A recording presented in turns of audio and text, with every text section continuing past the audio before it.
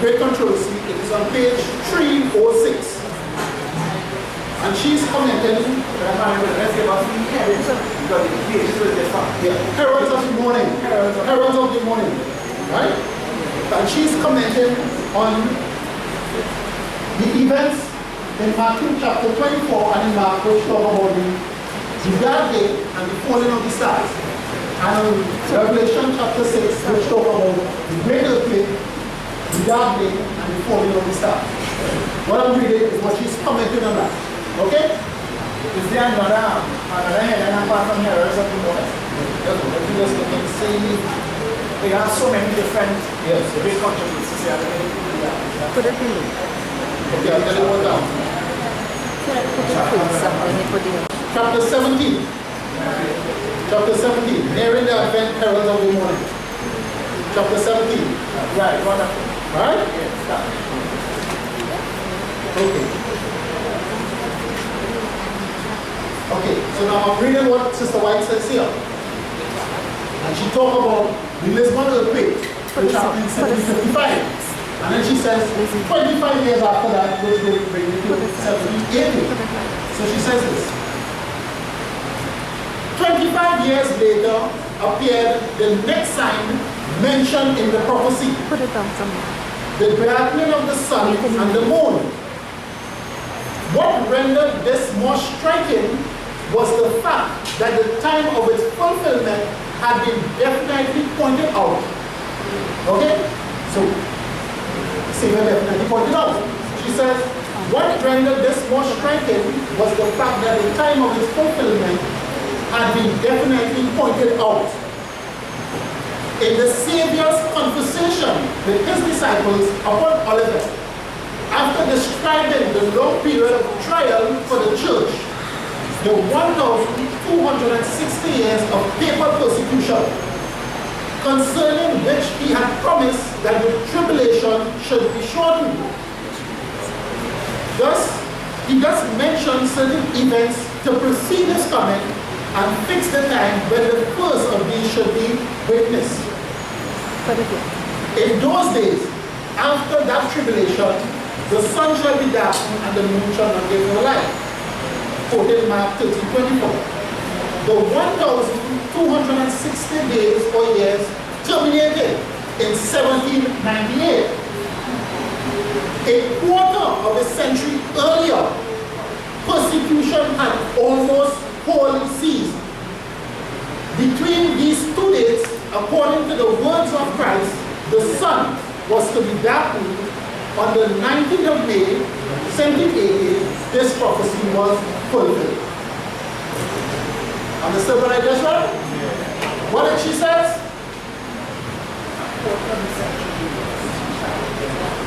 25 years before 1798, Okay. persecution had almost ceased. Okay? Right. So now if you take away 5 from 8, 3. 3.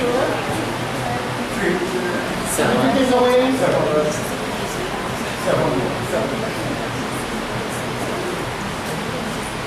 Okay? So according to what Sister White said, 25 years before 1798, persecution had wholly ceased. Or almost wholly ceased.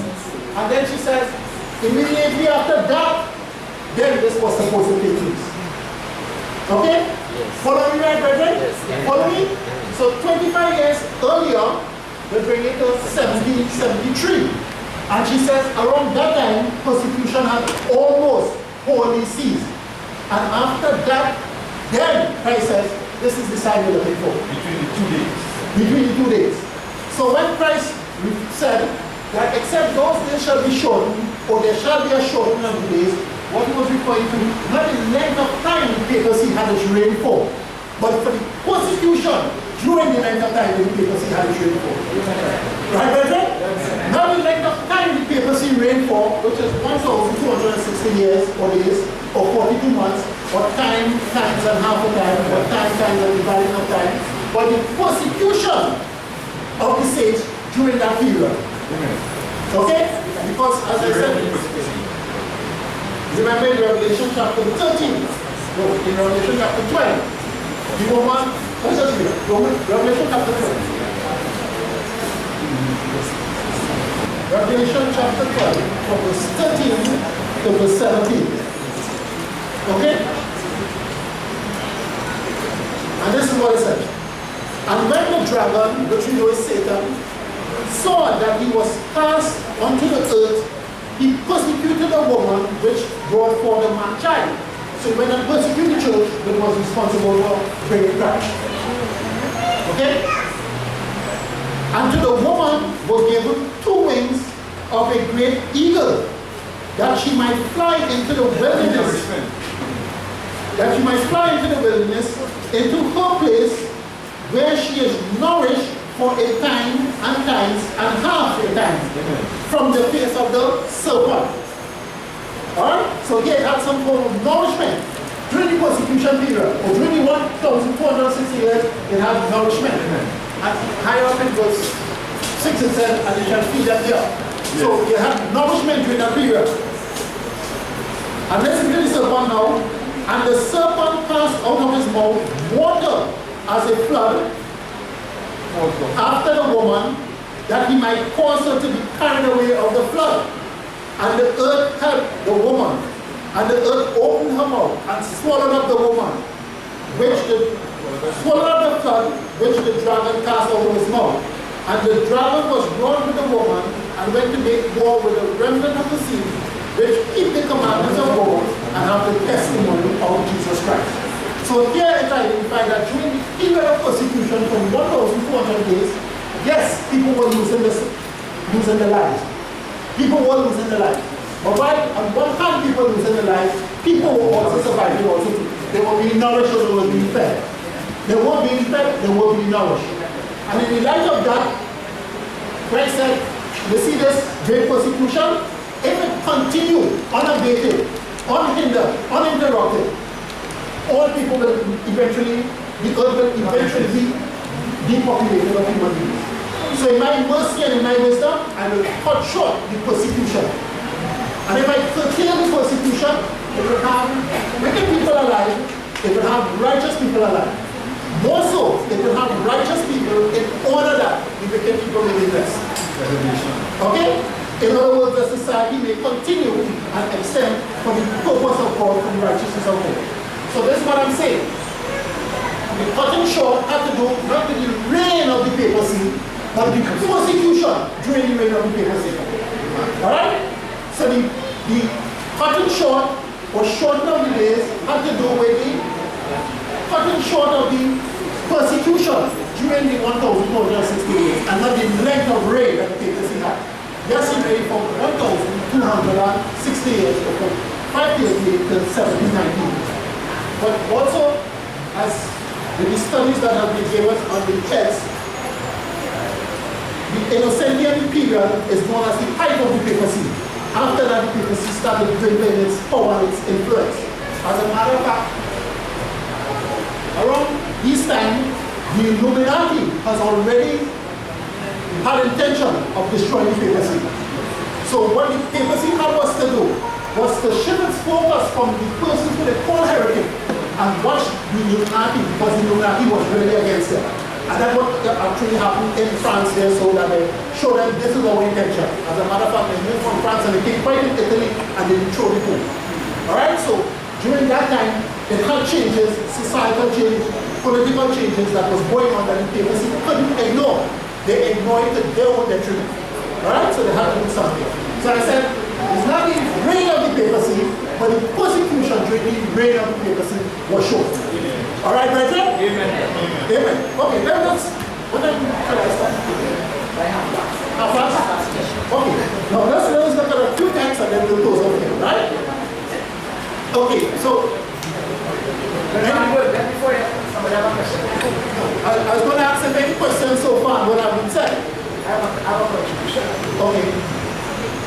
Okay, brethren. 2 Timothy chapter 2 and verse 15, right? 2 Timothy chapter 2 verse And 15. verse 15. Now in 2 Timothy chapter 2 and verse 15 is a very familiar text. It tells us this. Study to show thyself approved unto God, a workman that needed not to be ashamed, rightly dividing the word of truth. And I say amen to that. Because this morning when you started, you showed how some people take me that from 70, we write down structure of the trade down to the end. But when as we go through it now, we see that that is not so. Why is the paper serial from 538 to 1798? They shortened to be what the Bible speaks about. When Christ spoke about it, it was not talking about the time in paper serial, but it was talking about the persecution during the time of the reign of the papacy. So very wonderful, brother. Amen. Right? Amen. Right? Because with all persecution, and you see, this is a strange thing, huh? This is a real strange thing, you know. That's why Christ said, it never happened before, and it shouldn't happen. Because look at this. Remember in the Roman Empire, when Christianity was born and it's growing, remember it was the pagans who was persecuting the Christians. The pagans persecuting the Christians. But then all of a sudden, it just turned around. And now the Christians, quote unquote, persecuted the genuine Christians and persecuted the pagans also too. I mean, one had to wonder, something had to be wrong here. If the church supposed to suffer for Christ, how the church making sure that everybody else suffer rather than us suffer? You understand what I mean? Understand it well. That is something strange. The church is the one supposed to go through the hardship of the trial and tribulation because God is against, Satan is against the church. But somehow the church reached such power, such influence, that instead of the church being persecuted, the church persecuted. You understand? So instead of the pagans persecuting the church persecuted the pagan, Christian, everybody got persecuted. That was something strange. It never happened before. Never happened before. You can understand, this person is unconverted, this person don't want Christ and persecuting you who want Christ. But look at that, this person claimed they want Christ and they're actually persecuting you who have Christ. It was strange and terrible. Okay? No. Alright? No. That's the makeup of funeral death. It says this, that the woman fled into the wilderness where she is nourished for a time and dividing of time. Let us just look at a few texts of wilderness and we will see how it is. Alright? Yes, so it says in Daniel chapter 7, they were all the saints on the inside. In Daniel chapter 8, the horse was trodden underfoot. In Daniel chapter 12, they scattered the whole people. So all this is identifying persecution that is God. But in Revelation chapter 12, you see the church is nourished. When she fled into the wilderness, when she's nourished. In chapter 12, the 6, they said that she fled into the wilderness and she was fed then there. So you see that happening. So while you have persecution on one side, you have nourishment on one side. Right? Nourishment on one side. But while you have all of that, you have the reign of the papacy. So the papacy is reigning. And while they're reigning, they're persecuted. While they're reigning and they're persecuted, Christ nourishes. Right? So at the end of the day, after you don't persecute, we still see people. So when Satan recognized that, he said, well, okay, well, I'm going to make war with the remnant of the seed. The woman get away. But I'm going to take her children. Which comes to you and I. Right? Which come down to you and I. And just as some people was persecuted, they lost their heads, they lost their husbands, they lost their wives, they lost their sons, their daughters, their mothers, their fathers.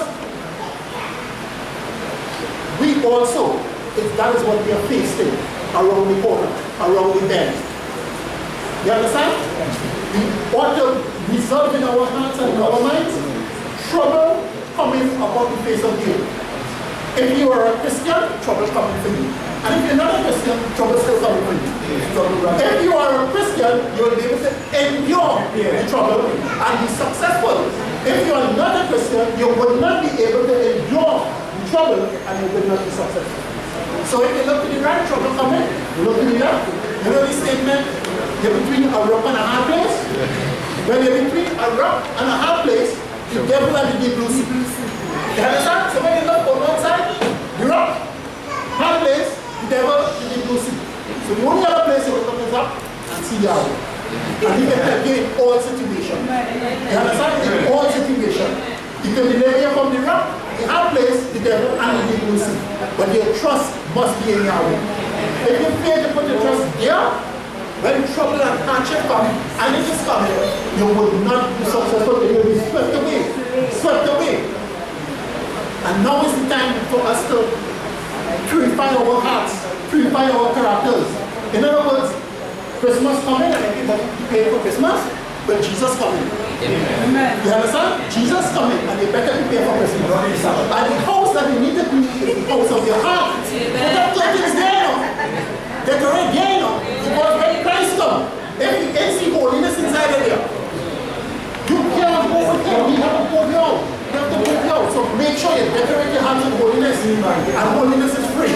You just go to the store and Christ said it and say, here, holiness, holiness, holiness, here, holiness. How much you want? Take some money. They can't try it, I'm going to bring it home for you. You understand? Free delivery. So make sure you'll give me your shopping and get Jesus in your hand. Right? Right? So I guess looking at a few next, let's do this and then we'll do it. Yes, go ahead.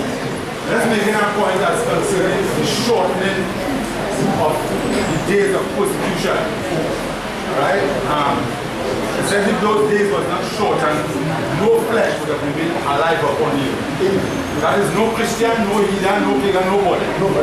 It just shows us, that the existence of human beings on the earth can only be so when human rights is intact. Because persecution is always persecution based upon somebody hatred. Have hatred for human rights. The rights and freedoms. The rights and freedoms of others. It shows us the value of human rights. Human beings cannot exist without rights. And since it had persecution, and persecution was based upon hatred for human rights, then if the persecution had continued, it means no human being would have remained alive on earth. So we can't exist without rights and freedoms. And this implies conscience. Right? Okay. So as I said, and the woman, in verse 14, until the woman was given 2 wings as a great eagle that she might fly into the wilderness. Okay, let's have 2 things on wilderness and let's other things on the wilderness. No, let's look at something. The woman fleed into the wilderness, which implies protection. Because if you look at Psalms 107 verse 4. Psalms 107 verse 4, you will see this. And then Isaiah again. Psalm 107 verse 4. So the woman fled into the wilderness, into a place where he is nourished. And listen what David said. I read from verse 1 to verse 4. Psalms 107 verse 1 to verse 4. It says this. Give thanks unto the Lord, for he is good, for his mercy endureth forever. God's mercy endureth forever. It is the mercies of God that you and I are here. Literally the mercies of God that you and I are here. Let the redeemed of the Lord say so, whom he hath redeemed from the hand of the enemy, and gather them out of the lands from the east and from the west, from the north and from the south. They wandered in the wilderness in a solitary way. They found no city to dwell in. So here it identified, just like how the woman was fled into the wilderness, so likewise these people that David is talking about, they wandered in the wilderness. They found no city to dwell in. So it will mean it is a desolate and harsh place for people to dwell in. Now listen to this one out. It's called, they wandered in the wilderness in a solitary way. They found no city to dwell in. Hungry and thirsty, their soul fainted in them. And what happened in verse 6? Then they cried unto Yahweh in their trouble, and he delivered them out of their distresses. You understand? Nourishment. Right? He feed them there. Because they're going to a place where it's destitute. No solitary place, no city to dwell in. When they cry unto Yahweh, but it says, then they cried unto Yahweh in their trouble, and he delivered them out of their distresses. Nourishment, or he feed them there. Right, brethren? So, this is how the woman went into the wilderness. And the wilderness will be two, metaphorical and physical. They went into the wilderness in the hills and mountains in those countries that they were in, but it would also identify that they went through some sort of difficulty, hardship, in contrast to what other people went through, and God still preserved them here. Alright, brethren? Okay. The next text, Isaiah 14:17, and then one more, then Isaiah 14:17. We read verse 16 and verse 17. And this is talking about now, after the controversy is almost ended, like before fire come down and destroy the whole host of the nations and the wicked people. When people look and they see God in all his majesty, seated upon a throne in all his glory. And then when they look and they see Lucifer there, so a haggard, raggedy, even angel. Listen what they would say here. So just imagine they see a contrast. They see God in all his glory and all his splendor. All the righteous in all their glory and all their splendor. The wicked and the host of these angels, all of them looking raggedy and vagrantly and all alike. Verse 16. They that see thee shall narrowly look upon thee and consider thee, saying, is this the man that made the earth to tremble, that it shake kingdoms? Verse 17. That made the world as a wilderness and destroyed the cities thereof, that opened not the house of his prisoners. You understand? When they contrast God in all his glory and all his beauty, is you was doing this? Is you was doing this? Then they will see how stupid it was to still say it. But too late, right? When they do so, they recognize it. So if you say, I give up salvation, I give up the New Jerusalem, I give up all this glory. For this? For this? You understand?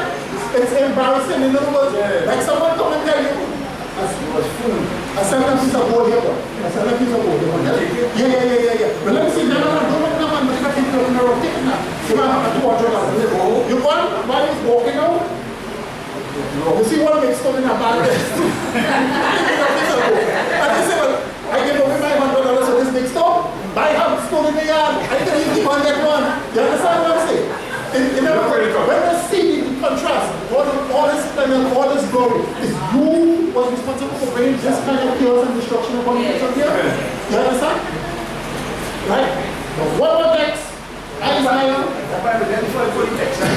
I don't want to say this as you're not point, right? I jump in a taxi and I'm going up the road. So I see the driver laughing. You're only watching me laughing. So I say, driver, what you laughing at so? He said, well, you won't believe what just happened. I said, what is that?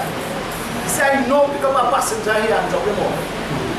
And the passenger was laughing too, so he asked the passenger, why is he laughing so? He began to relate the story of something that just happened to him. This guy had a whole set of jewelry, rings and chains and so on. And he's walking through this particular area, and this young fella attack him with a knife and tell him, pass it, pass all the gold and thing. So you say, all right, take off all the gold, give the fella. But I tell you, get real money, digs off. When he digs off now, what do you think happened? Because I said that course in the So I said that course in the look at gold, and he hold up the man and take it and he said, getting money. Yes. Just to realize it's possible to be that. So you know, I trust that. You get food or you get good. You understand? You think you have something precious, and in reality, it will not be nothing. You understand? When you contrast your house or your earthly possession with the well that you lose out on because of rejection of Christ Jesus, you will say, oh, so this is what I have, this is what I give up. I embrace all of this to reject this.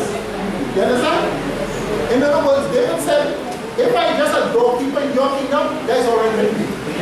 And then just imagine you watch and you see people keeping the doors. And you know you can keep doors better than them. But at the same time, you recognize it. But then you say, that job again? You try to do a better job than them, and then that job again? You understand? All because you rejected Christ Jesus. All because you are outside of the kingdom. You understand? Right, so here's identifying Isaiah 14:17. The world was made a wilderness. Right? And in light of that, God had to preserve or protect his children here in the wilderness. What about next? Isaiah 41, 17 to 20. And then we will get it. Right? Isaiah 41, 17 to verse 20. Same thing pertains to the wilderness also. It says this. Verse 17. When the poor and needy seek water, and there is none, and their tongue faileth for thirst, I, the Lord, will hear them. I, the God of Israel, will not forsake them. I will open rivers in high places and fountains in the midst of the valleys. I will make the wilderness a pool of water and the dry land springs of water. I will plant in the wilderness the cedar, the shittim tree, and the myrtle, and the oil tree. And I will set in the desert the fir tree, and the pine tree, and the box tree together. So here is identifying, Christ is identifying in a desolate place, in a very desolate place, where things can't grow. I, in the grace of God, will cause it. Oh, I, God, by my grace and my mighty power, will cause things to flourish and blossom in those areas. Right? Which again goes to when she fled into the wilderness. Protection from the day she reached in until the day that she departed. Right? So this is what the text is showing. Right? So that's going over what it said. It had the Great Tribulation.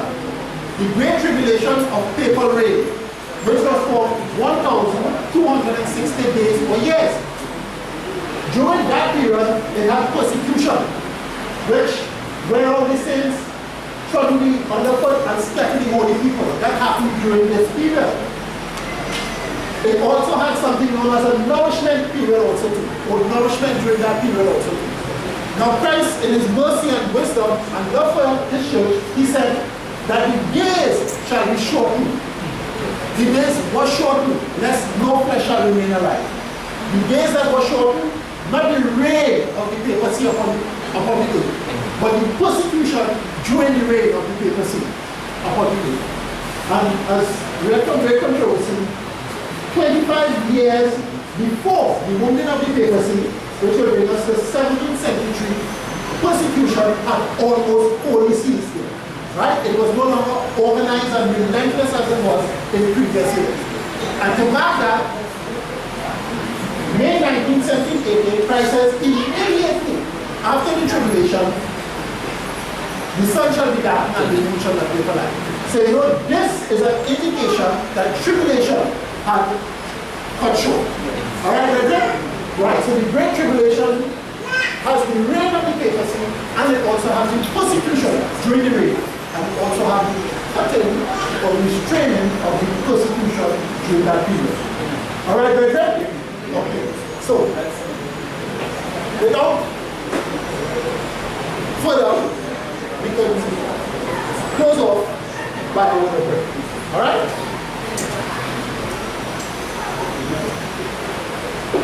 Okay, that's what we're saying. We're good. Alright, okay. So let's close our eyes and go forward with prayer. Dear merciful Father and God of truth, we do thank thee and glorify thee for this revelation that thou hast granted unto us as it pertains to the great tribulation, the cutting short of days, and identifying that by the darkening of the sun and the darkening of the moon, that was an indication that tribulation had previously come to an end in their day. We thank thee for this knowledge, we thank thee for this information. Let us be students of the scripture, O Lord, knowing that if we study to show ourselves approved unto thee, thou will reveal truth unto us, O Lord. Thou will reveal the knowledge of the holy unto us, which should be able to sanctify us, to renew us, to prepare us for what is coming upon the face of the earth. Because just as persecution came upon our in times past, so likewise it will come upon us this time and forward when they go. But we know as they were successful, they were nourished, they were fed, they were protected. We likewise can be nourished and be fed and be protected.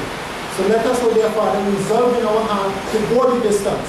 And the distance, be it a cross, be it a crown, be it the losing of our lives, we know that all will be done for thy greater glory, O dear God, and our eventual salvation.